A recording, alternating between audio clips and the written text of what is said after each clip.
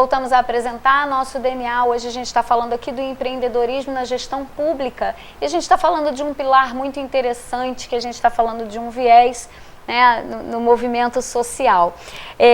Carlos, você é um defensor do planejamento estratégico, né? Eu queria que você compartilhasse com a gente como que você entende que o planejamento estratégico ele pode auxiliar na reorganização de um município. O planejamento estratégico, até eu gosto sempre de fazer uma analogia nas coisas, eu comparo a cidade sempre a uma família. A cidade é uma grande família. E quando a gente vai casar, antes da gente casar, a gente conhece a esposa, pelo menos comigo foi assim, aí a gente faz um planejamento quando a gente vai noivar. Aí quando a gente vai noivar, o troço começa a ficar mais sério, complicado. Aí a gente, já no noivado, a gente já estipula uma data de casamento, o que a gente vai fazer, se a gente vai alugar uma casa, se a gente vai comprar uma casa, quando a gente vai ter filhos, toda aquela visão, aquele sonho.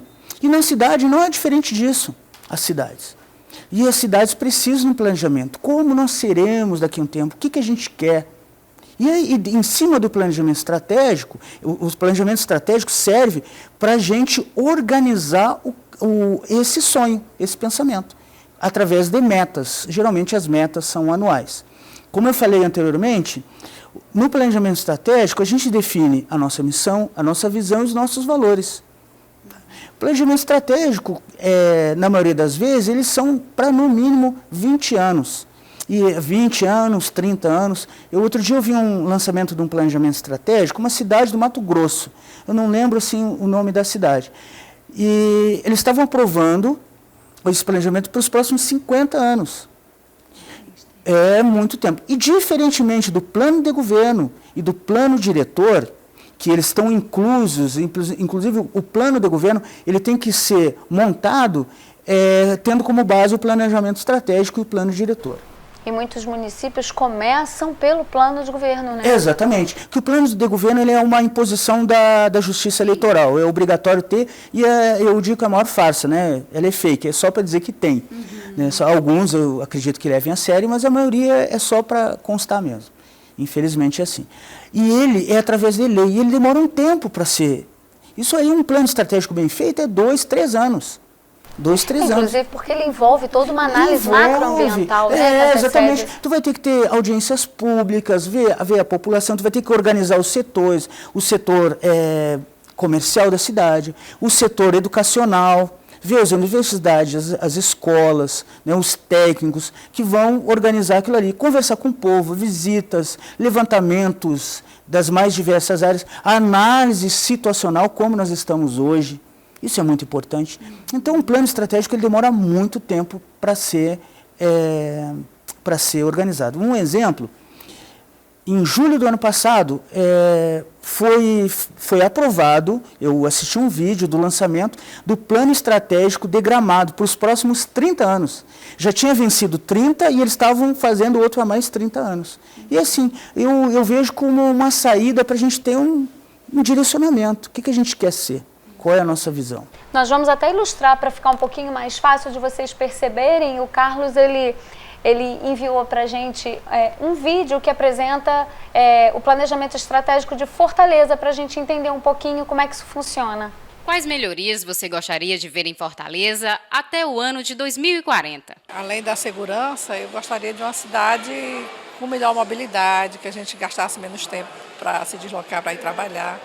E com isso tivesse menos desgaste emocional, porque o trânsito está realmente muito pesado. Saúde, educação e segurança.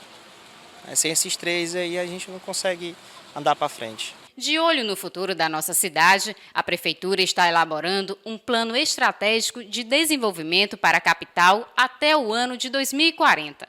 O projeto integra todos os setores da sociedade. Grande parte dos desafios das grandes metrópoles mundiais, e não é diferente para Fortaleza, decorrem do seu crescimento anterior desordenado. O que nós estamos querendo nesse momento agora é convocar a cidade de Fortaleza, o pensamento da cidade de Fortaleza, na sua completa diversidade, na sua variedade ideológica, para que a gente possa, com os nossos talentos locais, mas ouvindo experiências de outros estados internacionais, pensar, planejar qual é a cidade que nós queremos para o futuro. Além da administração municipal e universidades, a elaboração do projeto conta principalmente com a participação da sociedade. O planejamento será dividido em 3 fases. O primeiro produto é o que é Fortaleza hoje, que evidentemente vai ser apresentado um documento chamado Iniciando o Diálogo com a Sociedade, que mostra, os técnicos vão dizer como é que eles veem Fortaleza hoje. O segundo documento é o sonho, ou seja, qual é a Fortaleza que nós queremos para nós, para a nossa família, para a população de Fortaleza. Então nós vamos ter os desafios para sair de uma Fortaleza apartada para uma Fortaleza mais justa, Fortaleza melhor de se viver, uma Fortaleza mais acolhedora. E, finalmente, quais são os programas, quais são os projetos que precisamos realizar, implementar para conseguir essa Fortaleza, o próximo a essa Fortaleza que nós sonhamos.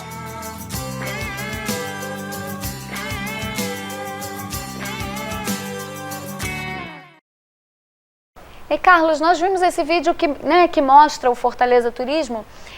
Você tem algum caso de cidades que já tiveram bons resultados a partir do planejamento estratégico? Já, nós temos Curitiba. Curitiba é um exemplo. Curitiba, uma outra cidade ali paranaense, que é Maringá. Maringá hoje ela está crescendo muito. Claro que tem, em parte, ela tem relacionado a esse forte crescimento, o agronegócio, né? Mas Maringá é uma cidade que cresce muito, muito bem estruturada, muito bem organizada. Florianópolis. Quer ver um outro exemplo que as pessoas não sabem? Essas obras que a gente viu no Rio, para as Olimpíadas, Paralimpíadas e Copa do Mundo, essas obras elas foram feitas lá, esse planejamento foi feito lá atrás. Inclusive eu tenho ele em casa, no computador. Esse planejamento, salvo engano, foi o prefeito César Maia. Ele fez todo esse planejamento para reestruturar a cidade do Rio de Janeiro. Claro que veio a Copa do Mundo, né, e as Olimpíadas, isso ajudou a acelerar, veio o recurso, que os recursos são escassos e a gente depende da União para isso. E a partir dessa sua visão, né, de toda essa visão que você defende acerca do planejamento estratégico, como inovar em Teresópolis, Carlos? Com a simplicidade. As grandes inovações, elas não estão em coisas mirabolantes. Isso, faltou. Travou a língua, né? Coisas espetaculares, grandes, coisas simples. Um outro exemplo, Santa Catarina. A cidade ali do lado de São José, que fica gêmea, né, de Florianópolis. Eles tinham um problema de mobilidade urbana muito grande. As pessoas chegavam a ficar 40 minutos paradas, né, com o ônibus naquela rodovia. Era um trânsito terrível. Sabe qual foi a solução? Proibir a convergência à esquerda. As pessoas ganharam 40 minutos a mais de vida por dia. Melhora a qualidade de vida. Um exemplo de inovação, o prefeito de Bogotá, o Henrique Llosa, ele mudou a visão em 1998. Ele mudou essa visão com coisas simples. Ele disse assim, hoje no trânsito, a preferência que é o pedestre, segundo que vai ter preferência as bicicletas, né? E terceiro, o transporte público coletivo. Ele fala assim, para que estacionamento nas cidades? Vamos incentivar o uso desses modais. Claro, a gente precisa de qualidade, o ônibus, né, refrigerado, o ônibus no horário certo. Ele acabou praticamente com os estacionamentos no centro da cidade e levou uma melhora da qualidade de vida e a redução drástica na violência da cidade de Bogotá. Uhum. E uma outra perspectiva que você costuma trazer é acerca dos arranjos produtivos locais. Os arranjos produtivos locais, eles são a maneira que aquela localidade ela se comporta. Geralmente a gente tem uma empresa que vai movimentar toda aquela cadeia produtiva. A gente tem alguns exemplos em Teresópolis, em Vargem Grande. Vargem Grande tem um hotel e esse hotel, apesar tem um grande porte, ele consegue movimentar e se relacionar com o turismo, com a população local, ele dá muitos empregos, e também com o setor agrícola. O setor agrícola de Vargem Grande é muito forte.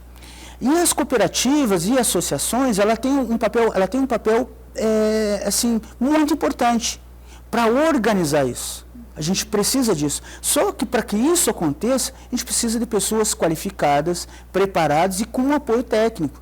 Porque geralmente a gente, numa associação, eu trabalho muito, ando lá no meio, no povão mesmo, são pessoas que não têm assim, muita instrução e conhecimento técnico. E por isso que eu falo sobre a descentralização, o liberalismo, que às vezes eu não gosto muito de usar essa palavra, porque ela remete a uma ideologia política, né?